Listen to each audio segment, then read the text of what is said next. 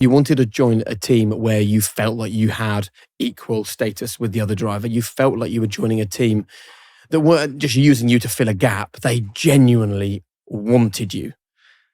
So what did James Vowles say, or what did you see at Williams that made you realise that this could be your home?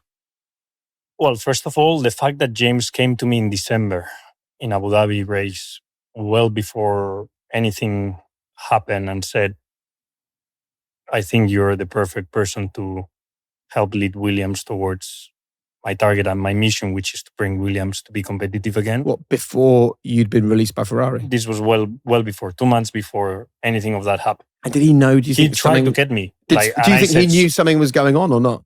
No, not at all. Really? He knew I was out of contract at the end of that year. I said, I know you're probably going to renew your contract with Ferrari if everything goes well, but just to let you know, I'm here and Williams is here and we want you.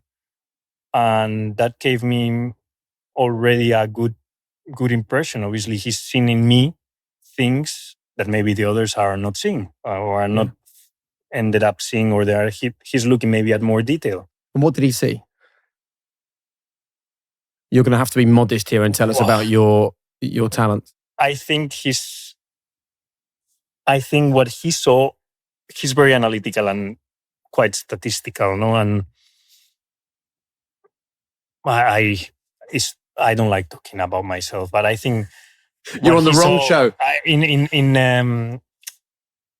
In social media, there is a lot of this Carlos Sainz effect, which every team that I've gone to, every team has improved quite a lot, quite significantly, I must say. It's actually a stat that I didn't know, but I feel quite proud of.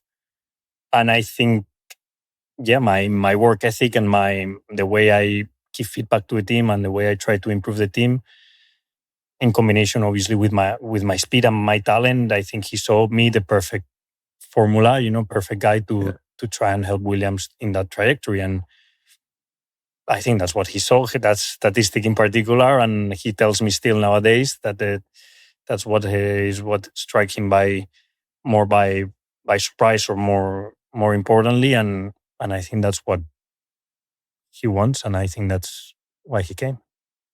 But it sounds like, from what you've said, that's all lovely, but you need a fast car.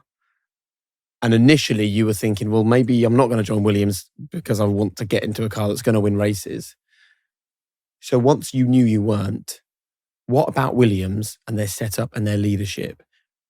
Some specific things that you saw and you thought, we're on the right track. We can win in this car. Well, for me, first of all, the number one thing we already talked about is the team environment. The second is the speed of the car. I saw, given they were a bit overweight, given the results and everything, I said, this car is not too bad. This car can be already that year quite competitive. And obviously, talking with James at the time, it was they had a big upgrade coming for the second half of the season, and he gave me some numbers about the 2025 car that I was like, I think that those are good numbers. But more importantly, more than this, for me, it was the feeling of seeing that they have a very strong leader with James and the first people below him. People that are incredibly motivated, people that are incredibly driven in trying to help Williams come back to a top. And I always use this example. I remember when I left McLaren in 2020 to go to Ferrari, I left that team feeling this team is going to win at some point. Andrea Stella, Zach Brown, Pete Prodromo,